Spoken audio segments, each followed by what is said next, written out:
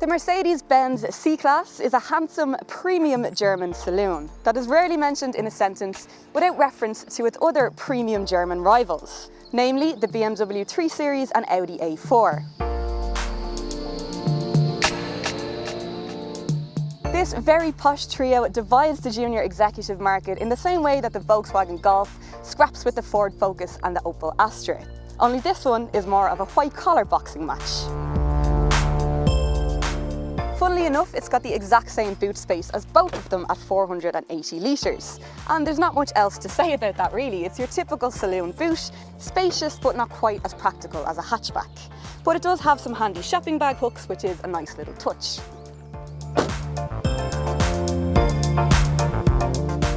Space in the back is pretty decent. I've got plenty of legroom, that's about my driving position, and I am 167 centimetres tall.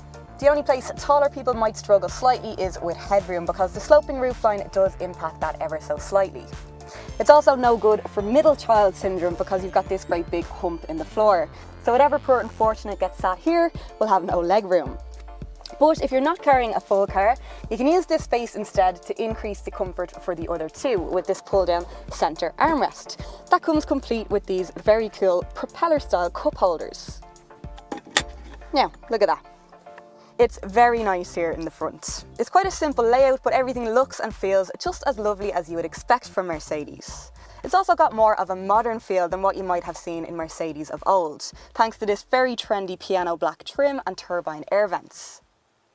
So they managed to bring it up to date without losing that classy feel. So a job well done here, I think. Except for one little thing.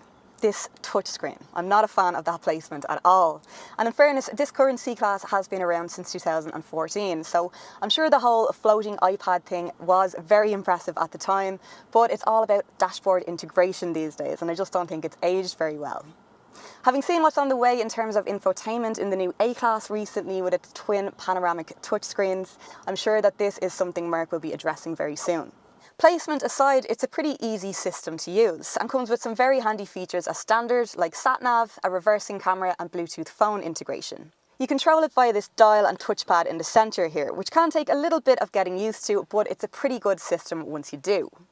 Good, but not quite as good as BMW's iDrive or Audi's MMI, which both have the advantage in terms of graphics and general wow factor. Other standard features on the C-Class include a leather multifunction steering wheel, heated leather seats, an interior light package and keyless go. This model adds the AMG line styling pack, which gives it the look of the high-performance AMG model minus the full AMG price tag or running costs. So this is the C200D, which is a 1.6 litre, 136 brake horsepower diesel, and a very sensible one too, with a claimed fuel economy of about 4.2 litres per 100 kilometres and an annual motor tax bill of just €200.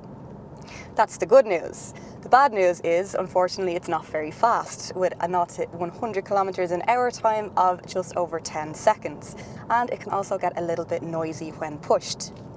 But the reason it can seem noisy at times is because the cabin is otherwise so serene, and the overall experience behind the wheel of a C-Class is a very, very refined one. It's extremely comfortable. The power uptake from that automatic transmission is smooth and effortless, and the steering is weighted just right so that, along with the rear wheel drive, it's actually pretty good fun on a windy road. There are a couple of more powerful diesel options available in the 220 and 250D, as well as a hybrid, a plug-in hybrid and a range of petrols, including of course the famous high-performance AMG models, which we can live and hope will be a review for another day.